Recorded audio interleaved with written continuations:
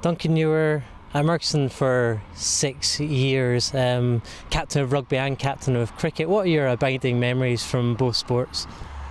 I think the big thing was just that I love my sport. I love those two sports and lots of others, and just getting a chance to play as much rugby and cricket as I could. You know, depending on the season, every time I wasn't studying or playing, on Sundays I was out in the nets or playing rugby. So, just that kind of culture of playing as much sport as I could was fantastic for me personally. I can remember sitting on a James Scott doing extra fitness every 2 or 3 nights a week under the floodlights. I can remember big crowds at school games, Watson's, Loreto. We used to play Watson's at Marseille, get big crowds, and school would come along. And at that age, that was just a great thing. And especially at Murchison, rugby was a massive thing, and something that was highly important. So remember that, getting my Scottish Schools letter. I still remember collecting it and walking across the courtyard. And I think I've mentioned it already, but just the importance placed on rugby and the coaching we got, and we were afforded a bit of time off on Saturday. We missed the odd lesson to go and play rugby for the school, and it was good times. And in your last cricket season at Murchison, you scored 3 centuries. What was your favourite 100?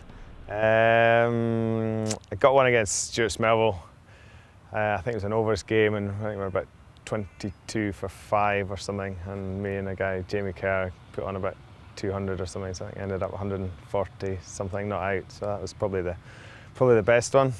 How much would you say your time at Murchison shaped your rugby career, both as a player and as a coach? Yeah, definitely. I mean, I had good coaches throughout. I mean, I had Charles Swan, Julian Vaughan, and then obviously Frank Haddon at the end. So I mean, I would say I was really lucky as school coaches go. I had 3 great coaches there for a large period of my rugby career. And again, I don't think you think about it at the time, but it definitely must have had an effect on my sort of habits and my behaviour, and hopefully that's coming through now. You've been at Edinburgh for 1 season now. How have you enjoyed it so far? Yeah, it's a big transition. Obviously I did the World Cup with Scotland last year, and then came into Edinburgh about 8 games into the season.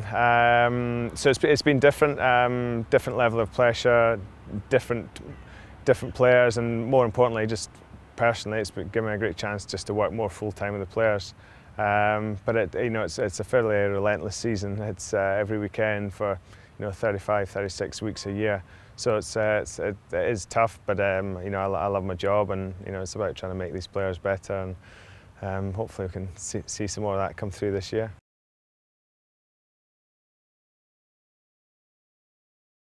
It's fantastic that there's an investment being made into video analysis up at Murchison, and it's something in the modern game that's it's really sort of come to the fore the last few years. Here we use it a lot. We use it for team feedback, team previews, but probably most importantly just for individual feedback, and and helping individuals become better. We can put just more time and detailed feedback into that, which ultimately we're trying to make the players better, and that's what it's about, and that's one of the main methods we can do that.